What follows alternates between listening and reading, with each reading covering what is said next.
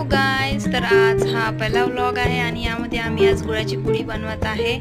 तर या रेसिपीसाठी आधी तर गूळ किसून घ्यावा आणि त्यासाठी लागणारे इन्ग्रेडियंट्स म्हणजे पिस्ता, काजू आहे आणि पहिले तर तीळ भाजून घ्यायचे आणि तीळ झाल्यानंतर आपला गूळ पण किसून झालेला आहे आणि मिक्सरमध्ये आपण तीळ, काजू आणि पिस्ता या तीन याचे मिक्सचरमध्ये आपण यांना बारीक करूया।